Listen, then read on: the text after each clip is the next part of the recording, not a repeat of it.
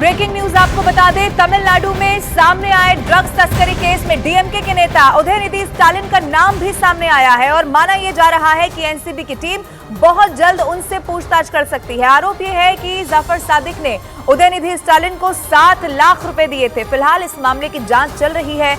इस मामले में उनके खिलाफ ईडी का शिकंजा भी अब कस सकता है। ऐसा इसीलिए क्योंकि सूत्रों का दावा यह भी है एनसीबी मनी लॉन्ड्रिंग के तहत इस केस की जांच के लिए ईडी को चिट्ठी लिख सकती है, यानी कि यहां से जो मुश्किलें हैं वो लगातार बढ़ती चली जाएंगी। जाफर सादिक पर उदयनिधि को पैसे देने का ये संगीन आरोप है। एनसीबी की टीम उदयनिधि से पूछताछ कर सकती है। मनी लॉन्ड्रिंग के तहत ईडी भी इस पूरे मामले की जांच कर सकती है और इसी के तहत जांच के लिए ईडी को बाकायदा एक चिट्ठी लिखी जा सकती है। ऐसी खबर इस पूरे मामले को लेकर मिल रही है।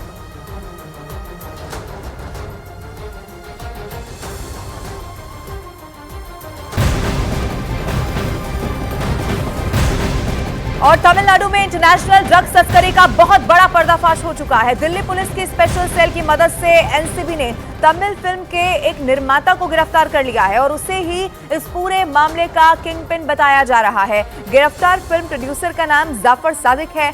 बताया गया कि इस मामले में कुछ दिन पहले ही 3 आरोपियों को गिरफ्तार किया गया था और फिर उनसे पूछताछ में ही जाफर सादिक का नाम सामने आया। वो 15 फरवरी से ही फरार चल रहा था। इस केस में बॉलीवुड के भी कुछ लोगों के नाम सामने आए हैं। अभी माना यह भी जा रहा है कि जब पूछताछ को और आगे बढ़ाया जाएगा तो कई बड़े खुलासे इस मामले में हो सकते हैं। सबसे बड़ी खबर इससे जुड़ी यह भी है कि इसी केस में बॉलीवुड के भी कुछ लोगों के नाम सामने आए हैं।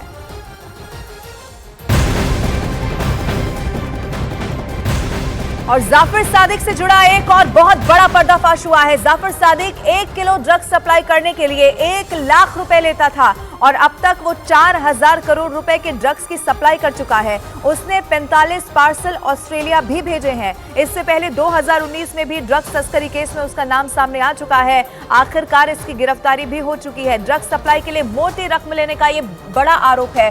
ड्रग्स रैकेट केस में एनसीबी को कई और भी अहम सबूत मिल गए हैं और इन्हीं सबूतों के आधार पर आगे की जांच पड़ताल की जा रही है। अब तक इस जांच में ड्रग्स रैकेट के एक मॉड्यूल के ऑस्ट्रेलिया में भी एक्टिव होने के सबूत पाए गए हैं। हमारे साथ बात करने के लिए डीडीजी एनसीबी ज्ञानेश्वर सिंह हैं। सर, ये जो फिल्म निर्माता पकड़ा गया है इसका क्या नाम है और इसका क्या रोल है? इसका पूरा नाम जाफर सादिक अब्दुल रहमान है, जो कि तमिल फिल्म निर्माता है और इसी फिल्म निर्माण की आड़ में ये ड्रग्स का धंधा कर रहा था। पिछले महीने की 15 तारीख को दिल्ली पुलिस के स्पेशल सेल की मदद से नारकोटिक्स कंट्रोल ब्यूरो की ऑपरेशन ब्रांच ने एक ऑपरेशन करते हुए 50 किलो सूडोएफ्ड्रिन इसकी कंपनी अवेंता के कंपाउंड से बरामद किया था और 3 अभियुक्तों को हमने गिरफ्तार किया था। उनकी पूछताछ से हमें पता चला कि ये किंगपिन है इस गिरोह का और यही सरगना है जो कि ऑस्ट्रेलिया और न्यूजीलैंड इन ड्रग्स को भेजता रहा है। सर, एक राजनीतिक पार्टी से भी इसके तार जुड़े पाए गए हैं। किस पोजीशन पे ये वहाँ पर था और क्या राजनीतिक फंडिंग के भी आपको प्रूफ मिले हैं जिसकी इन्वेस्टिगेशन कर रहे हैं आप लोग?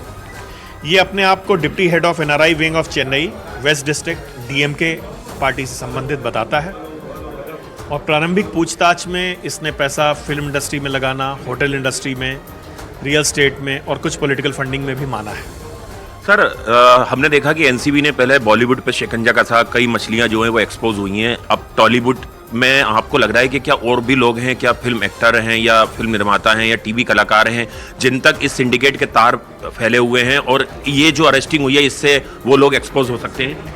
देखिए, जहाँ तक आपने मछलियों की बात की है तो मैं बताना चाहूँगा कि एनसीबी का काम मगरमच्छ पकड़ना है और इस ड्रग के धंधे से जुड़े हुए जो किंगपिन्स हैं उनको एक्सपोज करना है और हम एक पूरी कंप्लीट ट्रेल इसमें वर्कआउट करेंगे। इस फिल्म निर्माता के तार न केवल तमिल फिल्म इंडस्ट्री, इसके अलावा बॉलीवुड से भी जुड़े पाए गए हैं और आने वाले दिनों में कई बड़े लोगों से एनसीबी पूछताछ कर सकती है और कुछ और गिरफ्तारियां भी संभव है। कैमरा पर्सन जयपाल के साथ आनंद तिवारी, न्यूज़ 18 इंडिया, दिल्ली।